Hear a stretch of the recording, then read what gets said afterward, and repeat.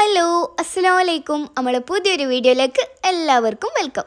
അപ്പോൾ ഇന്ന് നമുക്കൊരു തരിക്കേക്ക് ഉണ്ടാക്കിയാലോ. കാണുമ്പോൾ തന്നെ അറിയാം, നല്ല സോഫ്റ്റ് ആയിട്ടുള്ള തരിക്കേക്ക്. അപ്പോൾ ഇതിന് വേണ്ടിയിട്ട് നമുക്കൊരു മിക്സിൻ്റെ ജാറിലേക്ക് 1 കപ്പ് തരി ഇട്ട് കൊടുക്കാം. അതിൻ്റെ കൂടെ തന്നെ 1/4 കപ്പോളം പഞ്ചസാര ആഡ് ചെയ്ത് കൊടുക്കുക. ഇത് രണ്ടും കൂടി നല്ലോണം ഒന്ന് ബ്ലെൻഡ് ചെയ്തെടുക്കുക. ഏകദേശം ഇതേപോലെ ബ്ലെൻഡ് ചെയ്തെടുക്കുക, അതായത് പഞ്ചസാര ഒക്കെ നല്ലതായിട്ട് പൊടിഞ്ഞ രീതിയിൽ. ഇനി അതൊരു സൈഡിലേക്ക് മാറ്റി വെക്കുക.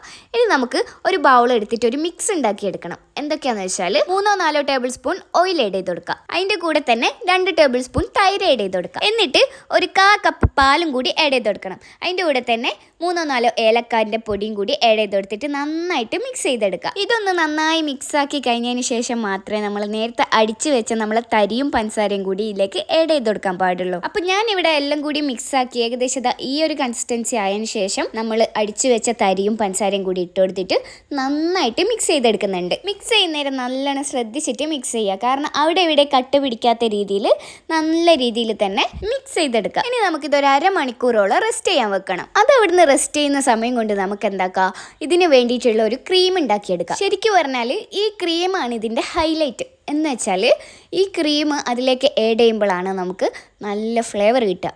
അപ്പോൾ അതെങ്ങനെ ഉണ്ടാക്കേണ്ടത് വെച്ചാൽ ഒരു പാനിലേക്ക് 2 ടേബിൾ സ്പൂൺ നെയ്യ് ആഡ് ചെയ്ത് കൊടുക്കുക. അതിൻ്റെ കൂടെ തന്നെ ഒരു 1/2 കപ്പ് പാലെടുത്ത സെയിം അളവിൽ, അതായത് 1/2 കപ്പ് പാൽപ്പൊടിയും കൂടി ആഡ് ചെയ്ത് കൊടുത്തിട്ട് നന്നായിട്ട് കുറുകിയെടുക്കണം. അപ്പം നമ്മൾ ക്രീം നല്ല രീതിയിൽ കുറുകി വരുന്നത് വരെ നന്നായിട്ട് കൈ ഇളക്കാതെ ഇളക്കി കൊടുക്കുക. പിന്നെ ലോ ഫ്ലെയിമിൽ ഇട്ടിട്ട് വേണം നമുക്കിത് കുറുക്കിയെടുക്കാൻ വേണ്ടിയിട്ട്.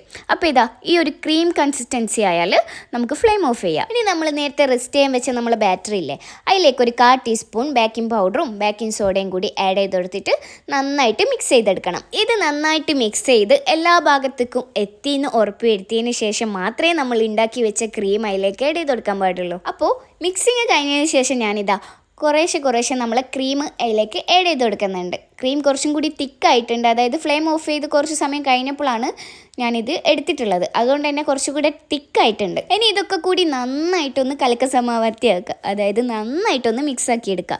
കട്ടകളില്ലാത്ത രീതിയിൽ വേണം നമുക്ക് മിക്സാക്കി എടുക്കാൻ വേണ്ടിയിട്ട്.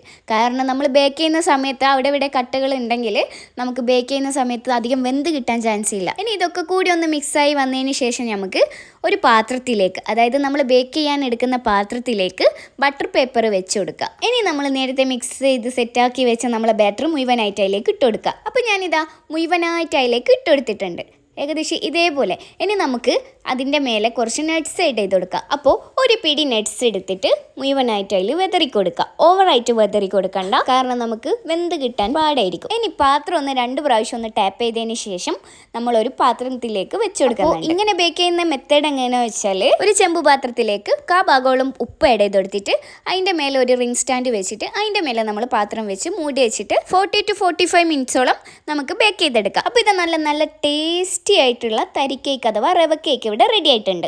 ഇനി അഥവാ നിങ്ങൾ ഓവനിലാണ് ബേക്ക് ചെയ്തെടുക്കുന്നതെന്ന് വെച്ചാൽ 25 to 30 മിനിറ്റ്സോളം ബേക്ക് ചെയ്തെടുത്താൽ മതി. അപ്പം നമ്മളെ തരി കേക്ക് ഇവിടെ റെഡി ആയിട്ടുണ്ട്. ഇത് ശരിക്കും പറഞ്ഞാൽ ഭയങ്കര ടേസ്റ്റാണ്. ഞാൻ പൊതുവേ കേക്ക് കഴിക്കാത്തൊരു കൂട്ടത്തിലാണ്, പക്ഷെ എനിക്ക് ഇത് ഭയങ്കരമായിട്ട് ഇഷ്ടപ്പെട്ടു. ആ നട്ട്സൊക്കെ കടിക്കുമ്പോൾ ഉണ്ടല്ലോ ഭയങ്കര ടേസ്റ്റാണ്. പിന്നെ ഇതിൻ്റെ പ്രത്യേകത എന്താ വെച്ചാൽ മൈദയോ ആട്ടയോ ഇതൊന്നും ചേർക്കുന്നുമില്ല. അപ്പോൾ പിന്നെ എൻ്റെ വീഡിയോ ഇഷ്ടപ്പെട്ടാൽ ലൈക്ക് ചെയ്യുക, ഷെയർ ചെയ്യുക, സബ്സ്ക്രൈബ് ചെയ്യുക. അപ്പോൾ പുതിയൊരു റെസിപ്പി തപ്പിപ്പിടിച്ച് പുതിയൊരു വീഡിയോ ആയിട്ട് നാളെ കാണാം. Bye from Koya's recipe.